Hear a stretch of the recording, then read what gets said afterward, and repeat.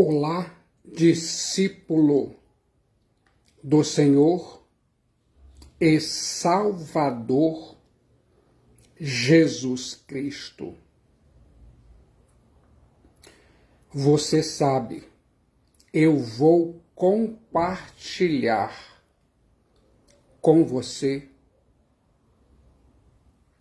conteúdo e significado que vai mudar a sua vida.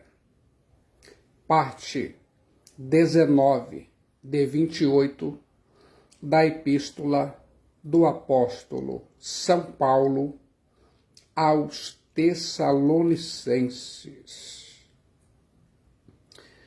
Você vai se sentir incrivelmente bem. Vou apresentar a continuação do seguinte tema: quer saber como enfrentar vitoriosamente a tribulação? É importante reconhecer que existem muitas oportunidades e recursos disponíveis para todos. Quando você concentra sua atenção no momento presente, é possível permanecer com a fé inabalável no Rei dos Reis e Senhor dos Senhores, Cristo Jesus, o Messias, e criar um dia totalmente novo, utilizando todos os recursos proféticos, bíblicos, para ficar cheio de entusiasmo e com a saúde mental, emocional e espiritual muito bem. Você acredita? Se sente pronto para o mergulho na Santa Palavra de Deus, a Bíblia? Esse é o momento. Abra sua Bíblia em 2 Tessalonicenses, capítulo 1, versículos 6 a 12. Se de fato é justo para com Deus que Ele dê em paga tribulação aos que vos atribulam, e a vós outros, que sois atribulados, alívio juntamente conosco, quando do céu se manifestar o Senhor Jesus com os anjos do seu poder, em chama de fogo, tomando vingança contra os que não conhecem a Deus e contra os que não obedecem ao Evangelho de nosso Senhor Jesus Cristo. Estes sofrerão penalidade de eterna destruição, banido da face do Senhor e da glória do seu poder, quando vier para ser glorificado nos seus santos e ser admirado em todos os que creram naquele dia, porquanto foi crido entre vós o nosso testemunho. Por isso também não cessamos de orar por vós, para que o nosso Deus vos torne dignos da sua vocação e cumpra com todo o poder, todo o propósito de bondade e obra de fé, a fim de que o nome de nosso Senhor Jesus seja glorificado em vós, e vós nele, segundo a graça do nosso Deus e do Senhor Jesus Cristo. Coloque aqui agora a Bíblia em sua mente. Você ouviu 2 Tessalonicenses, capítulo 1, versículos 6 a 12. A Bíblia diz: eu acredito no dia do juízo do Supremo Juiz Cristo Jesus, a justiça divina se manifestará retributiva. Se de fato é justo para com Deus, que ele dê em paga a tribulação aos que vos atribulam, em chama de fogo, tomando vingança, quanto aos que não conhecem a Deus e quanto aos que não obedecem ao Evangelho de nosso Senhor Jesus. Estes sofrerão penalidade de eterna destruição, banido da face do Senhor e da glória do seu poder. Quero que se lembre disso. Coloque a Bíblia em sua mente. Eu fico imaginando o ímpio, aquela pessoa que rejeitou a chamada divina, que rejeitou o Evangelho de Cristo Jesus e ainda mais rejeitou a vida eterna. O ímpio nem sempre recebe seu pagamento neste mundo. Fique atento. Quero te falar algo importante. Deus nem sempre acerta as contas com o pecador. Vou destacar aqui agora 4 punições que os ímpios, os não convertidos a Cristo, sofrerão no dia do juízo. Eles, os ímpios, sofrerão uma tribulação sem alívio. A tribulação que os ímpios impõem sobre os redimidos, os selados, os salvos, a igreja, terá um alívio eterno. A tribulação que os ímpios sofrerão como justa retribuição de Deus será um tormento eterno.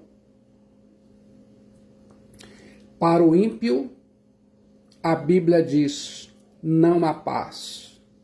Isaías 57, 21.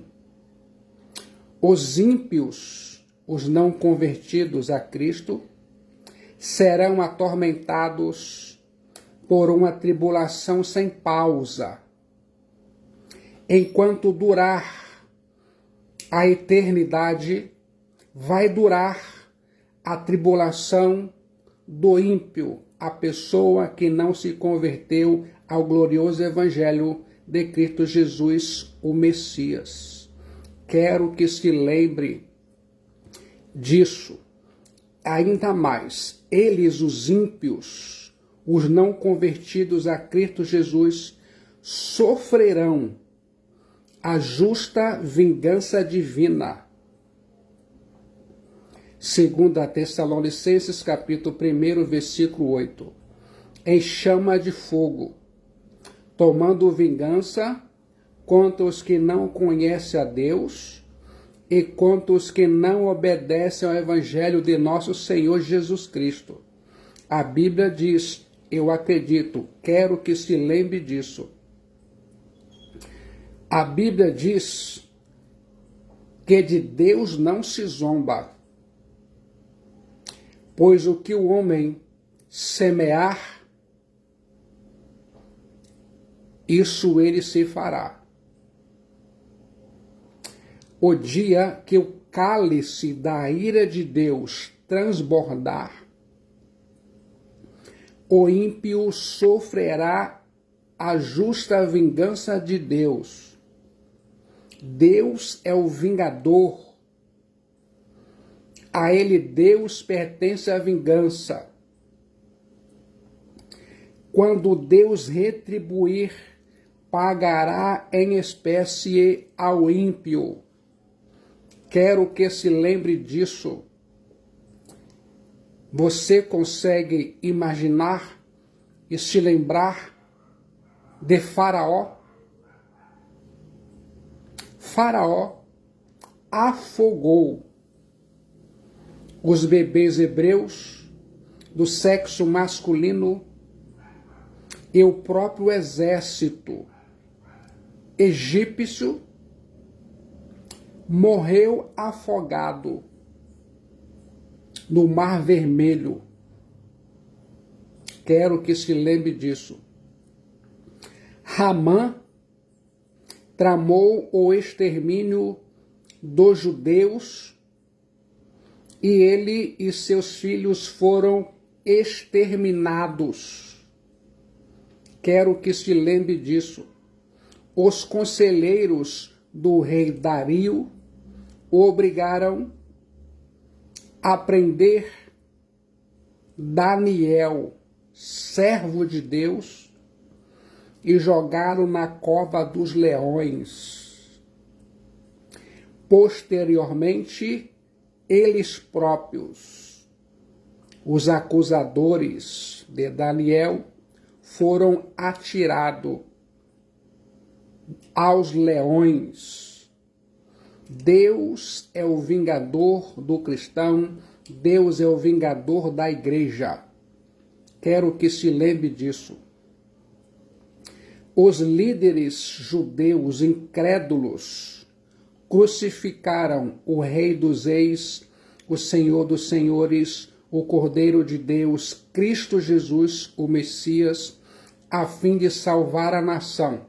Alguns anos depois, viram sua cidade destruída e sua nação dispersa. Quero que se lembre disso. O Senhor e Salvador Jesus Cristo se manifestará com os anjos do seu poder em chama de fogo contra os que não conhecem a Deus e contra os que não obedecem ao seu glorioso evangelho. Quero que se lembre disso. Como é a sensação de saber que você foi perdoado, redimido, justificado, selado, salvo, glorificado e tem o seu nome inscrito no livro da vida do Cordeiro de Deus, Cristo Jesus. Já parou para pensar nisso? Quer saber quem são esses dois grupos? Alguns estudiosos entendem que eles se referem aos gentios e aos judeus, aqueles que não conhecem e os que, embora tenham conhecimento, mesmo assim ainda desobedecem ao evangelho glorioso de Cristo Jesus, o Rei dos Reis. Quer saber mais? Os que não conhecem a Deus não são aqui as pessoas ignorantes e desinformadas, mas aqueles que desprezam o seu conhecimento, enquanto os que desobedecem são os que afrontosamente se insurgem contra Deus. A ignorância da qual escreve o apóstolo São Paulo é a ignorância deliberada daqueles que, tendo conhecimento de Deus, não o glorificaram como Deus, nem lhe deram graças. Pessoas que mudaram a verdade de Deus em mentira, adorando e servindo a criatura em lugar do Criador. E tudo isso a despeito de que o que de Deus se pode conhecer é manifesto entre eles, porque Deus lhes manifestou. O pecado dos perseguidores não era a ignorância do evangelho de Cristo Jesus, e sim desobediência a ele, ao evangelho de Cristo Jesus. É verdade que os ímpios são aqui descritos como aqueles que não conhecem a Deus. Significa que não o conhecem como seu próprio e verdadeiro Deus. Não invocam o seu nome glorioso. Aliás, o odeiam. Por conseguinte, odeiam igualmente o Evangelho de Cristo Jesus, o Filho de Deus. Pense nisso. Vou aqui agora destacar 4 punições que os ímpios sofrerão no dia do juízo. Você ouviu, eles, os ímpios, sofrerão uma tribulação sem alívio. Eles, os ímpios, sofrerão a justa vingança divina. E o terceiro, eles, os ímpios, sofrerão uma penalidade de eterna destruição. A Bíblia diz, estes sofrerão penalidade de eterna destruição, banidos da face do Senhor e da glória do seu poder. 2 Tessalonicenses, capítulo 1, versículo 9. A Bíblia diz, eu acredito. Coloque a Bíblia em sua mente. Enganam-se aqueles que pensam que o apóstolo São Paulo esteja falando aqui de aniquilação. O apóstolo São Paulo está falando de uma destruição eterna e não de aniquilamento. Cristo Jesus falou de eterna destruição. Ele, Cristo Jesus, ainda enfatizou a realidade do castigo eterno. O próprio fato de esta destruição ser eterna mostra que ela não é equivalente à aniquilação ou cessação de existência. Ao contrário disso, ela indica uma existência longe da face do Senhor e da glória do seu poder. Quero que se lembre disso por toda a sua jornada neste mundo hostil. A palavra grega oletros, destruição, não significa aniquilação, mas a perda de todas as coisas que dão valor à existência. E agora, quando você escuta o Evangelho de Cristo Jesus, preste atenção ao diagnóstico de Deus para a sua alma. Em quarto lugar, eles, os ímpios, serão banidos para sempre da face do Senhor e Salvador Jesus Cristo e da glória do seu poder. Se conhecer a Deus e ter comunhão com Cristo Jesus, o Filho de Deus, o Messias, são a própria essência da vida eterna, conforme disse em João 17:3, ser banido da presença do Senhor é a essência da morte eterna. Enquanto a vida eterna, Zoé Aionios, se manifesta na bem-aventurança contemplação da face do Senhor e Salvador Jesus Cristo, na doce vivência com Ele no céu, a pátria celestial. Na mais venturosa comunhão, que é glorioso para os cristãos. Agora, a destruição eterna, que é produto da vingança de Deus, é precisamente o oposto. Coloque a palavra de Deus, a Bíblia, em sua mente. Você vai gostar do resultado. Fique agora de olho na intercessão instrumento de encorajamento dos santos. Por isso também não cessamos de orar por vós, para que o nosso Deus vos torne dignos da sua vocação e cumpra com poder todo o propósito de bondade e obra de fé, a fim de que o nome de nosso Senhor Jesus seja glorificado em vós e vós nele, segundo a graça do nosso Deus e do Senhor Jesus Cristo. Segunda Tessalonicenses, capítulo 1, versículo 11 e 12. Quero que se lembre disso. Eu continuo imaginando, depois de consolar os cristãos da igreja em Tessalônica, elogiando seu crescimento espiritual e falar bem deles entre as outras igrejas, o apóstolo São Paulo os conforta, falando das gloriosas recompensas que advirão na parousia, a segunda vinda de Cristo Jesus e no dia do juízo.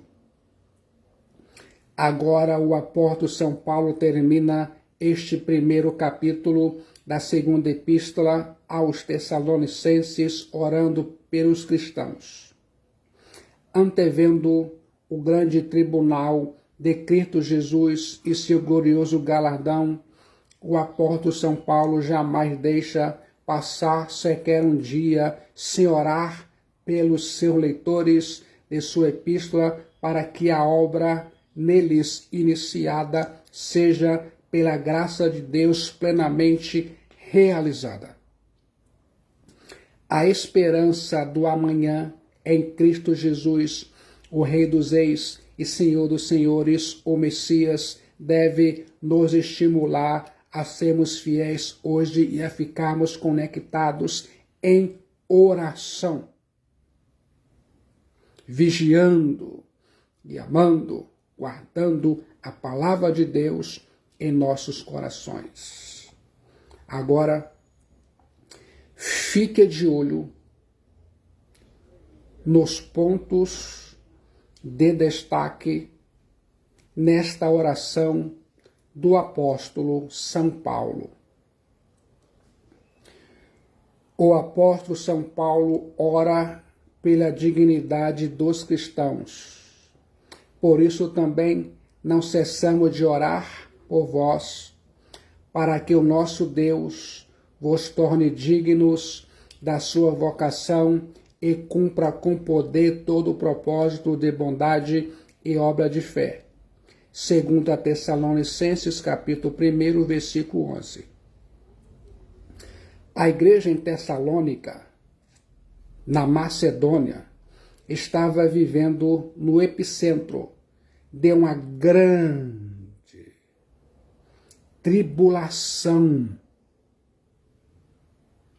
O apóstolo São Paulo então intercede pela igreja aos Tessalonicenses para que os cristãos fossem dignos da sua vocação e cumprissem o propósito para o qual havia sido salvos em Cristo Jesus. É evidente que se no dia do juízo a igreja aos Tessalonicenses serão considerados dignos de entrar no reino, então devem aqui agora se conduzirem em harmonia com a vocação do Evangelho de Cristo Jesus. E no mesmo sentido será com a igreja contemporânea. O que faz para aprender isso? Que passos precisa dar para aprender? O que demonstra que foi capaz de aprender? Quero saber a sua resposta em Cristo Jesus.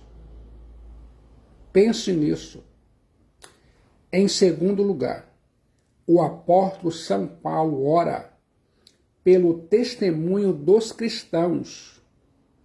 A Bíblia diz: a fim de que o nome de nosso Senhor Jesus Cristo seja glorificado em vós e vós nele, segundo a graça do nosso Deus e do Senhor Jesus Cristo. Segundo a Tessalonicenses, capítulo 1, versículo 12, a Bíblia diz: eu acredito. Coloque a palavra de Deus, a Bíblia, em sua mente. A súplica do apóstolo São Paulo é que Cristo Jesus fosse glorificado nos seus santos, nos salvos, na igreja. Graça e glória caminham juntas. Assim como você recebeu a graça de Cristo Jesus, você recebe sua glória. Enquanto você, cristão, você, igreja, aguarda do céu Cristo Jesus, o Senhor, o Rei dos Reis e Senhor dos Senhores, o Messias, o nome dele, o nome de Cristo Jesus e o nome de Deus precisam ser glorificados em vocês e na igreja. O mais impressionante é que o cristão e a igreja que glorifica a Cristo Jesus será glorificado em Cristo Jesus. Consegue entender? O que faz saber que está pronto para se mover a algo mais. Quero que pense nisso. Aqui estamos diante de uma verdade que nos tira o fôlego. A verdade de que nossa glória é o Redentor, o Salvador, o Messias, o noivo, Cristo Jesus, o Rei dos Reis e Senhor dos Senhores, e que a glória de Cristo Jesus somos nós, os cristãos, a igreja. A glória de Cristo Jesus está naqueles que por ele aprenderam a sofrer por Cristo pelo Evangelho. A glória de Cristo Jesus está naqueles que por ele aprenderam a conquistar almas para Cristo. A glória de Cristo Jesus está naqueles que por ele aprenderam a brilhar como a luz nas trevas, a irradiar bondade e amor. Quero que se lembre disso. A glória de um mestre está nos discípulos que forma. A glória dos pais, dos filhos, que gera, ensina a viver. E a nós, os cristãos, a Igreja de Cristo Jesus, cabe o tremendo privilégio e a gloriosa responsabilidade de Cristo Jesus ser glorificado em nós e nós nele.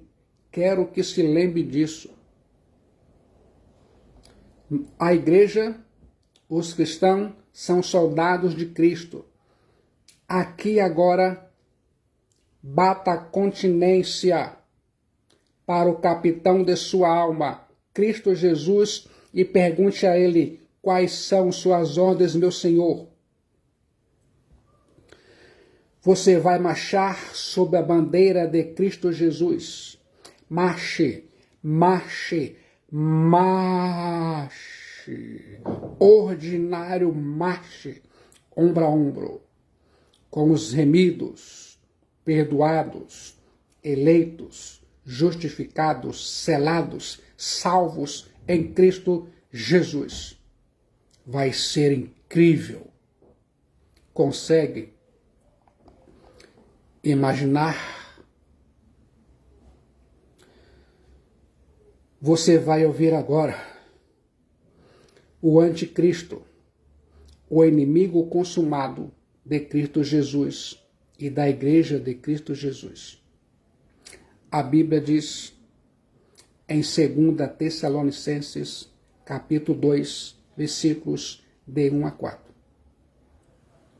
Irmãos, no que diz respeito à vinda de nosso Senhor Jesus Cristo e a nossa reunião com Ele, nós vos exortamos a que não vos demovais da vossa mente com facilidade, nem vos perturbeis, quer por espírito, quer por palavra, quer por epístola, como se procedesse de nós, supondo, tendo chegado o dia do Senhor. Ninguém de nenhum modo vos engane, porque isto não acontecerá sem que primeiro venha a apostasia e seja revelado o homem da iniquidade, o filho da perdição, o qual se opõe e se levanta contra tudo que se chama Deus ou é objeto de culto, a ponto de assentar-se no santuário de Deus, ostentando-se como se fosse o próprio Deus. 2 Tessalonicenses, capítulo 2, versículos de 1 a 4. Fique atento do anticristo, o inimigo consumado de Cristo Jesus e da igreja de Cristo Jesus. Agora, como é a sensação de saber que vai aprender muito bem? Quero que se lembre disso. A igreja aos Tessalonicenses cometeu 2 sérios equívocos acerca da doutrina da parousia, a segunda vinda de Cristo Jesus. Ambos perigosos e de consequências danosas. Quer saber quais foram esses equívocos? Se concentre nesse ponto específico. Primeiro equívoco, o equívoco de marcar datas quanto à segunda vinda de Cristo Jesus à parousia. Irmãos, no que diz respeito à vinda de nosso Senhor Jesus Cristo e à nossa reunião com Ele, nós vos exortamos a que não vos demovais da vossa mente com facilidade, nem vos perturbeis, quer por espírito, quer por palavra, quer por epístola, como se procedesse de nós, supondo, tendo chegado o dia do Senhor. Fique de olho na Bíblia. Coloque a Bíblia em sua mente. Eu continuo pensando. Alguns cristãos da igreja aos Tessalonicenses, na Macedônia, estavam sendo enredados pelo engano, pensando que a parousia, a segunda vinda de Cristo Jesus, já havia acontecido. Eles fixaram uma data e na mente deles essa data já havia chegado. O apóstolo São Paulo já havia ensinado à igreja aos Tessalonicenses sobre a segunda vinda de Cristo Jesus à parousia e a necessidade de se estar preparado para ela. Mas eles, os cristãos da igreja aos Tessalonicenses, confundiram a vinda súbita como uma vinda imediata. O problema dos cristãos da igreja aos Tessalonicenses, na Macedônia, atual Turquia, não era a questão da demora da parousia, mas sim sua crença de que estava esmagadoramente iminente. É bem provável que após a leitura da primeira epístola aos Tessalonicenses, do apóstolo São Paulo, alguns intérpretes fantasiosos tivessem chegado a essa equivocada interpretação e perturbado a igreja aos Tessalonicenses com as suas conclusões errôneas. Cuidado com as interpretações errôneas. A Bíblia diz em 2 Tessalonicenses 2:2. A que não vos demovais da vossa mente com facilidade, nem vos perturbeis, quer por espírito, quer por palavra, quer por epístola, como se procedesse de nós, supondo tenha chegado o dia do Senhor. Quer entender isso? O verbo perturbar sugere ser agitado no vento tempestuoso e é usado metaforicamente para ficar tão perturbado a ponto de perder sua compostura e bem senso normais. É ficar transtornado pela notícia. O erro doutrinário traz perturbação em vez de edificação e consolo. Sempre que alguém tenta administrar essa agenda que pertence à economia da soberania de Deus, cai em descrédito e colhe decepção. Quero que se lembre disso. Somente Deus Pai conhece esse dia da parousia. Fique de olho no fator economia soberana de Deus. Tenho certeza que aqui e agora você vai aproveitar muito. Coloque a palavra de Deus, a Bíblia, em sua mente. Dê de comer a sua mente. A igreja aos Tessalonicenses cometeu 2 sérios equívocos acerca da parousia, a segunda vinda de Cristo Jesus, ambos perigosos e de consequências danosas. Quer saber quais foram esses equívocos? Se concentre nesse ponto específico. Você já ouviu o primeiro, que foi o equívoco de marcar datas quanto à segunda vinda de Cristo Jesus. Agora, se prepare para o segundo equívoco. O equívoco de não observar os sinais da parousia, a segunda vinda gloriosa de Cristo Jesus. 2 Tessalonicenses 2:3. Ninguém de modo algum vos engane, porque isto não acontecerá sem que primeiro venha a apostasia e seja revelado o homem da iniquidade, o filho da perdição. Fique de olho na Bíblia. Se por um lado não podemos marcar datas acerca do dia da parousia, a segunda vinda gloriosa de Cristo Jesus, por outro lado, os cristãos, a igreja, não pode fechar os olhos aos seus sinais. O apóstolo São Paulo pontua para a igreja que a segunda vinda de Cristo Jesus não acontecerá sem que primeiro venha a apostasia e seja manifestado o homem da iniquidade, o homem iníquo. Quero que se lembre disso.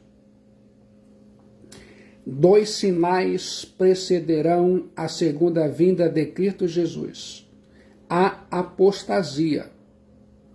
A palavra grega apostasia significa queda, rebelião, revolta. Trata-se de uma apostasia final histórica que ocorrerá imediatamente antes da parousia, a segunda vinda de Cristo Jesus. Essa apostasia será uma intensificação e culminação de uma rebelião que já começou pois o mistério da iniquidade já opera no mundo. E o príncipe deste mundo é Satanás. O fato de que o dia do Senhor Jesus Cristo será precedido pela apostasia já fora claramente predito pelo Filho de Deus, Cristo Jesus, em seu sermão profético registrado no livro de Mateus, capítulo 24, versículos 10 a 13. Fique de olho na Bíblia. Coloque a Bíblia em sua mente. Você sabe o que é apostasia? Quer entendê-la? Apostasia é uma palavra utilizada no grego secular para uma revolta política ou militar e era usada na Septuaginta para a rebeldia contra Deus. Quero chamar a sua atenção para essa verdade.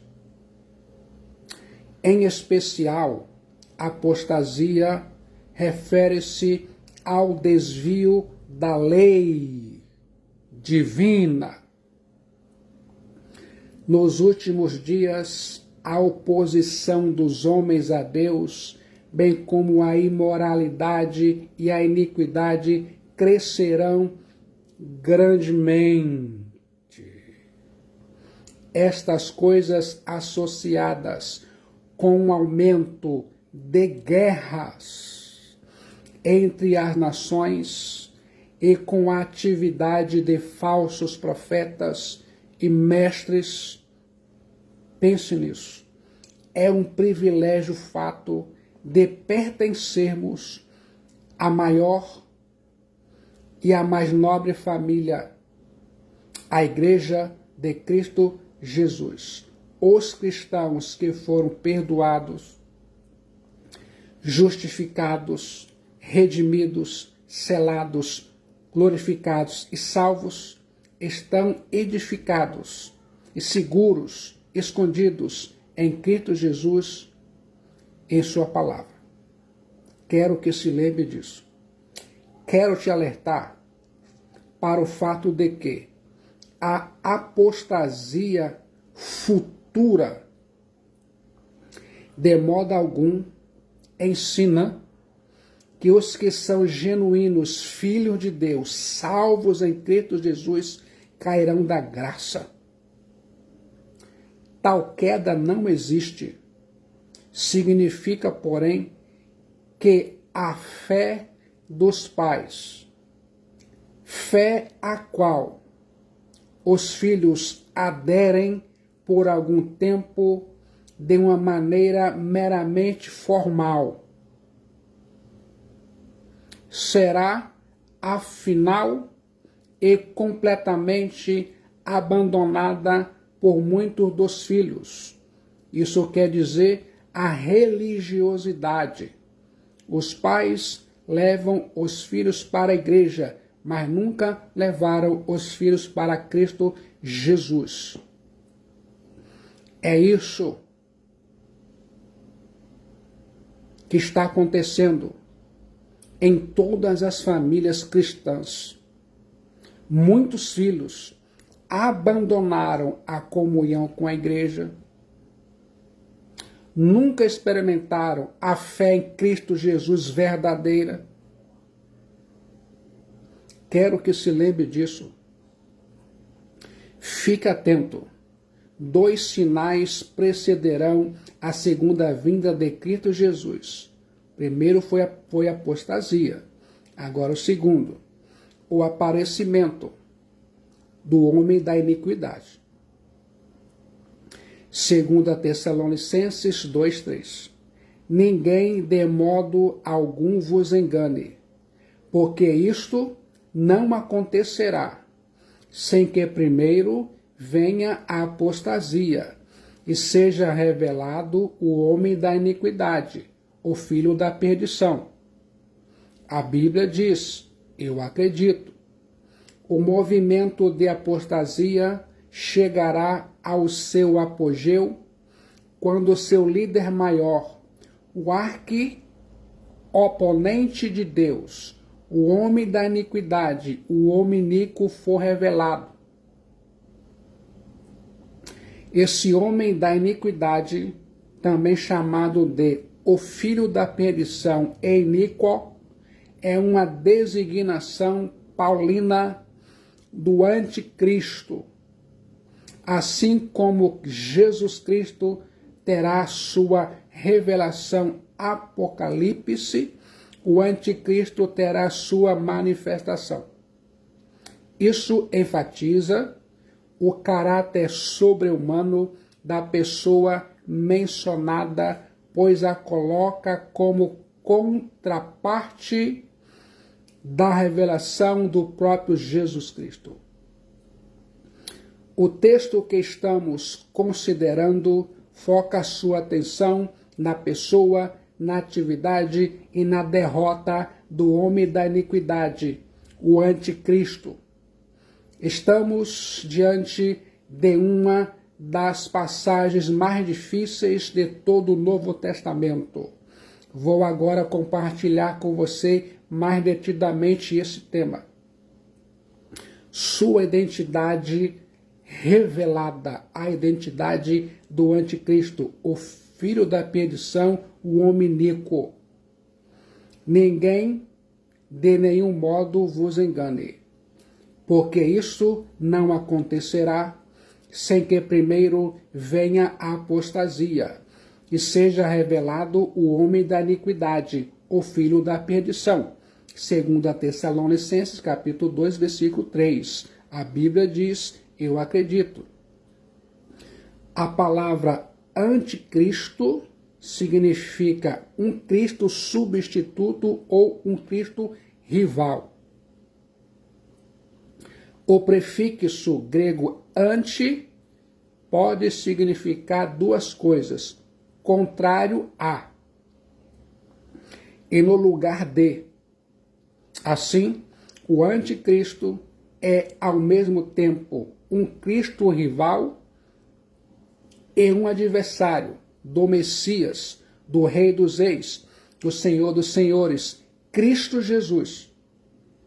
Satanás não apenas se opõe ao Cordeiro de Deus, Cristo Jesus, o Messias, mas deseja ser adorado e obedecido no lugar de Cristo Jesus. Satanás sempre desejou ser adorado e servido como Deus. Um dia produzirá sua obra-prima, o anticristo, que levará o mundo a adorá-lo e acreditar em suas mentiras. Cuidado com sua lisonja e a bajulação de Satanás. No livro de Daniel, o anticristo é representado inicialmente não como uma pessoa, mas como 4 reinos: leão, urso, leopardo e outro animal terrível, numa descrição clara dos impérios da Babilônia, Medo-Persa, grego e romano. Quer saber mais? Fique atento. Outro símbolo do anticristo no livro de Daniel é Antíoco Epifânio, que profanou o templo de Jerusalém quando consagrou ao deus grego Zeus e mais tarde sacrificou porcos em seu altar. Fique atento. No ensino de Cristo Jesus, o Filho de Deus, o anticristo é visto como o imperador romano Tito, que no ano 70 depois de Cristo destruiu a cidade de Jerusalém e o templo, bem como um personagem escatológico. A profecia bíblica vai se cumprindo historicamente e avança para a sua consumação final. Quero que se lembre disso. Nas epístolas canônicas do apóstolo São João, o termo anticristo é empregado em um sentido impessoal. Ele, o apóstolo São João, se referiu ao anticristo de forma pessoal, mas o apóstolo São João vê o anticristo como uma pessoa que já está presente, ou seja, como alguém que representa um grupo de pessoas. Assim, o anticristo é um termo utilizado para descobrir uma quantidade de gente que sustenta uma heresia fatal. Quer ouvir mais? O apóstolo São João fala ainda tanto do anticristo que virá, quanto do anticristo que está presente. Assim, o apóstolo São João espera um anticristo que viria no tempo do fim. Os anticristos são precursores do anticristo. Para o apóstolo São João, o anticristo sempre esteve presente nos seus precursores, mas ele se levantará no tempo do fim como expressão máxima da oposição a Cristo Jesus, e ainda mais vai perseguir a igreja de Cristo Jesus. Eu fico pensando, na teologia do apóstolo São Paulo, o anticristo é visto como o homem do pecado. Ele, o anticristo, surgirá da grande apostasia. Ele, o anticristo, será uma pessoa. Ele, o anticristo, será objeto de adoração. Ele, o anticristo, usará falsos milagres. Ele, o anticristo, só pode ser revelado depois que aquilo e aquele que o detém for removido. E será totalmente derrotado pelo Senhor e Salvador, o Messias, Cristo Jesus, o Rei dos Reis, o Filho de Deus. Por essa você não esperava. Quero chamar aqui agora a sua atenção para essa verdade. O anticristo, seu caráter descrito. 2 Tessalonicenses, capítulo 2, versículo 3.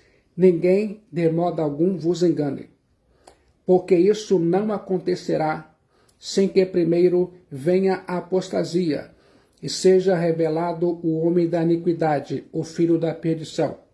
Agora, 2 Tessalonicenses 2,8. Então, será de fato revelado o iníquo, a quem o Senhor Jesus Cristo matará com o sopro de sua boca e o destruirá pela manifestação de sua vinda. Isso vai ser incrível. Pense nisso. O apóstolo São Paulo não usa o termo anticristo nesta epístola. Essa designação é utilizada no Novo Testamento apenas pelo apóstolo São João. Mas esse é o nome pelo qual identificamos o último grande ditador mundial, que o apóstolo São Paulo chama de homem da iniquidade, filho da perdição, aquele que se opõe a Deus, aquele que se exalta acima de todos os demais, que se proclama Deus, também chamado de iníquo.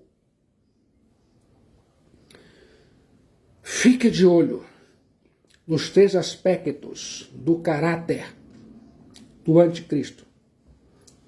Em primeiro lugar, ele é o homem da iniquidade. Vale pontuar que o anticristo escatológico não é um sistema nem um grupo, mas um homem. Toda a descrição apresentada pelo apóstolo São Paulo é de caráter pessoal. O homem da iniquidade se opõe, se exalta, se assenta no templo de Deus, proclama a si mesmo como Deus e será morto. À luz de 2 Tessalonicenses, capítulo 2, versículo 3, 4, 8 e 9, podemos afirmar com sólida convicção que o apóstolo São Paulo está fazendo uma predição exata acerca de uma pessoa certa e específica que se manifestará e que receberá sua condenação quando o Rei dos Reis, o Senhor dos Senhores, Cristo voltar na segunda vinda. Quero que se lembre disso. Alguns historiadores identificam o homem da iniquidade como a linhagem de imperadores romanos como Calígula, Nero, Vespasiano, Tito e Domiciano. O anticristo é o homem sem lei que viverá e agirá na absoluta ilegalidade. Ele, o anticristo, será um transgressor consumado da lei divina de Deus e dos homens. O anticristo será um monstro absolutista. Tome bastante cuidado com a bajulação e a lisonja do anticristo. A palavra grega anomia, iniquidade, descreve a condição de quem vive de modo contrário à lei.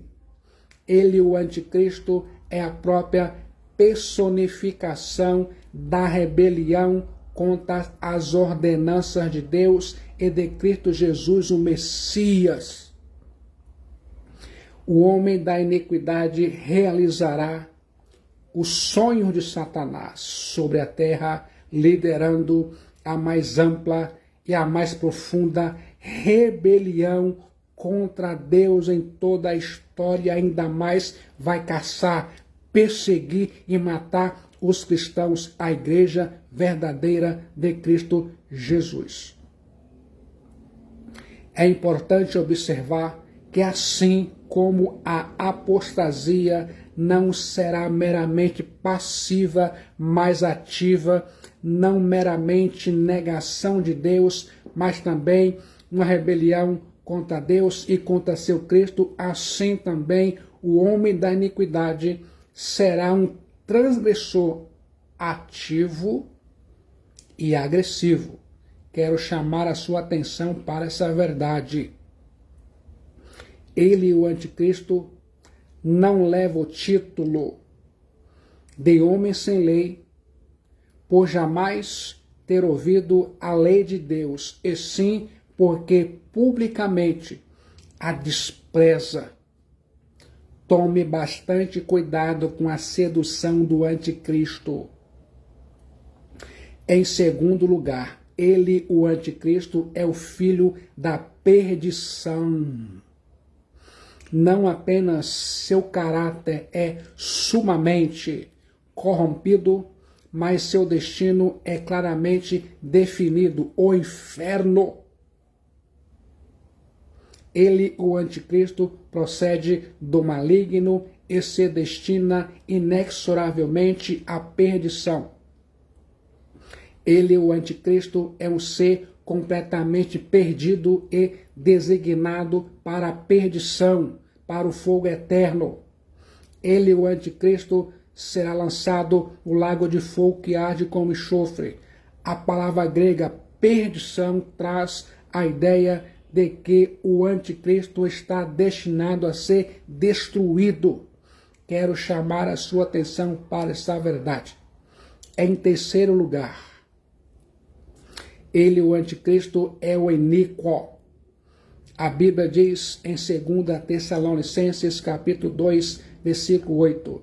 Então será de fato revelado o iníquo, a quem o Senhor Jesus Cristo matará com o sopro de sua boca e o destruirá pela manifestação de sua vinda, a parousia. A palavra grega anomos, traduzida para iníquo, significa ilegal, aquele que vive no arrepio da lei.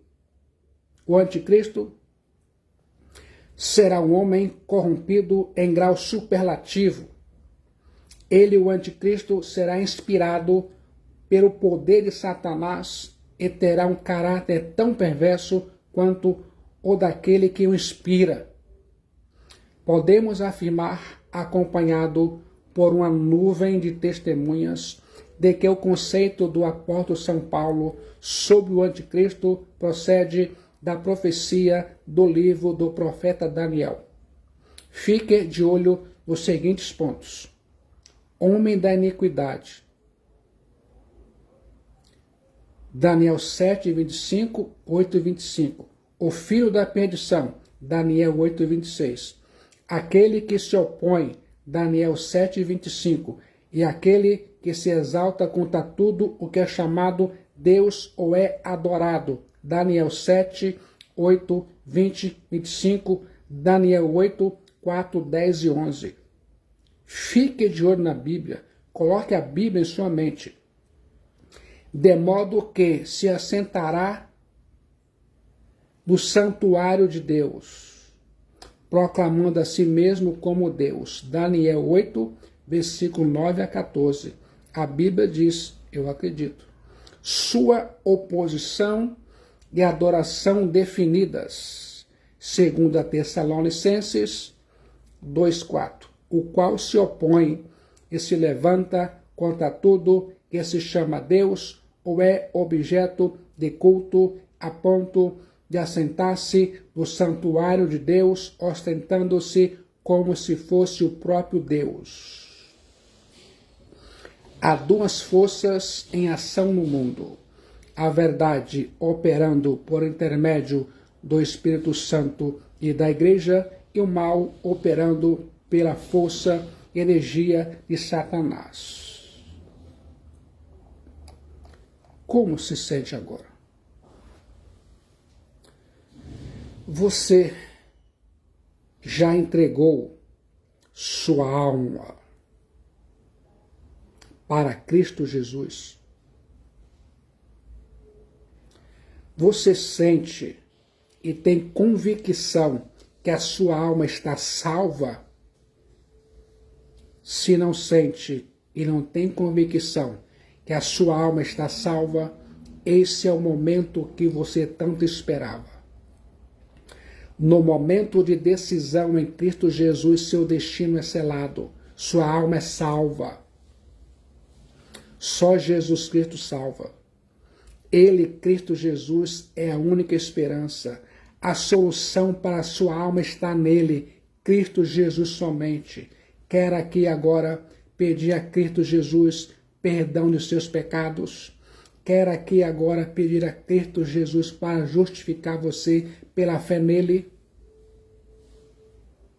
Venha, venha, venha rapidamente enquanto você tem fôlego de vida e entregue sua alma para Cristo Jesus. Enquanto você tem oportunidade, enquanto ainda há esperança. E a única esperança para a sua alma viver em eternidade na face de Cristo Jesus é você entregar a sua alma para Ele. Ele vai te salvar. Você acredita? No momento de decisão em Cristo Jesus, seu destino é selado. Sua alma é salva.